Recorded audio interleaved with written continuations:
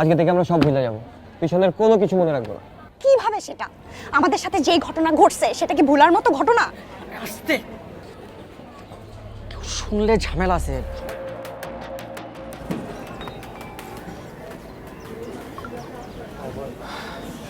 বস।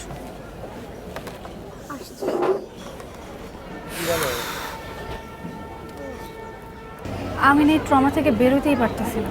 দেখ আমার কথা শোন, রাজু যেটা বলছে একদম ঠিক বলছে।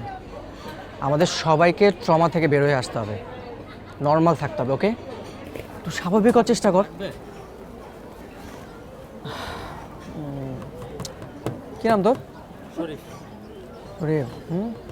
কই থাকিস? একা থাকিস না ফ্যামিলি নিয়ে? লাগবে না, যা লাগলে রাখবো তোরে। কেন, কিছু খাবি না তোরা? দেখ জিম, যা হয়েছে সব বাদ দে। ওকে, এগুলো মাথার মধ্যে রেখে রাখবো। আজকে থেকে আমরা সব ভুলে যাব, পিছনের কোনো কিছু মনে রাখবো না। কিভাবে সেটা? আমাদের সাথে যেই ঘটনা ঘটছে সেটা কি ভুলার মতো ঘটনা? আস্তে, কেউ শুনলে ঝামেলা আছে, সবাই বুঝে যাবে যে আমরা একটা ঝামেলার মধ্যে আছি। আরে বোঝা তোরে তো জানা জানিস হয়ে যাবে। চাইলেই তো সবকিছু ভোলা যায় না দোস্ত।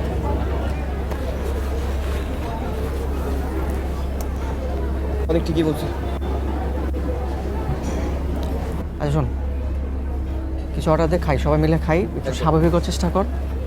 তোরা এই অবস্থায় খাবি? খাবার ঢুকবে? আমার তো ঢুকতেছে না। আমি তো খাইতে পারবো না। ঠিক আছে, তোরা না ঠিক মতো খা, আমি গেলাম। কি হইছে? আরে পিহু, কই যাচ্ছিস? ওর কারণে না দেখবি ধরা খাবো আমরা।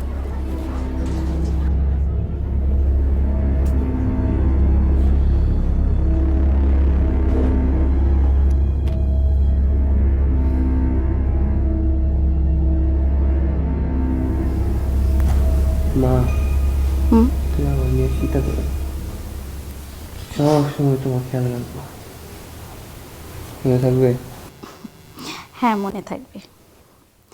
যে আমি তোকে ডেকে ডেকে একদম হয়রান হয়ে যেতাম, আজ সেই ছেলে আমার নিজে, সে আমার খোঁজ খবর নিচ্ছে। ভালো, খুব ভালো।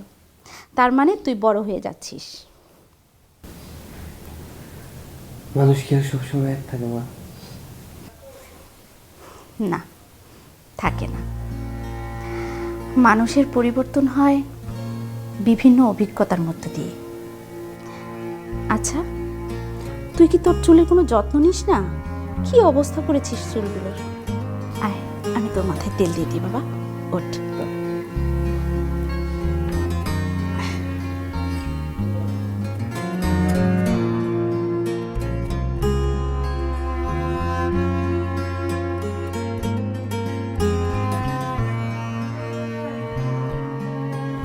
স্যার, আমি খোঁজ নিয়েছি। কি পেলেন? একই গাড়ি আগের পেট্রোল পাম্প থেকেও তেল নিয়েছিল এবং তখন তারা বেশ হাসি খুশি ছিল। সেটাই তো স্বাভাবিক। এক পেট্রোল পাম্প থেকে আরেক পেট্রোল পাম্পের দূরত্ব কত? 20 কিলোমিটারের মতো, এবং আসতে প্রায় আধা ঘন্টার মতো সময় লাগবে। আর এই গাড়িটা কতটা সময় নিয়ে পেট্রোল পাম্প দুটোর মাঝে যাতায়াত করেছে? রাত 10টা 15 মিনিটে ওই পেট্রোল পাম্প থেকে ছাড়ে এবং এখানে পৌঁছায় রাত 12টা 30 মিনিট। মানে 2 ঘন্টা প্লাস সময়। এই 2 ঘন্টা প্লাস সময় এই গাড়িটা নিশ্চয়ই কোথাও ঘুমিয়েছিল না? বুঝতে পারছেন? প্লিজ আসুন, বসুন। স্যার, গাড়ির রেজিস্ট্রেশন আরফান আহমেদের নামে। Very good. আরফান আহমেদ এই 2 ঘন্টার ভেতরে কোথায় ছিল, কি করেছে, সেই গল্পটা যদি আমরা বের করতে পারি তাহলে পুরো জটটা খুলে যাবে।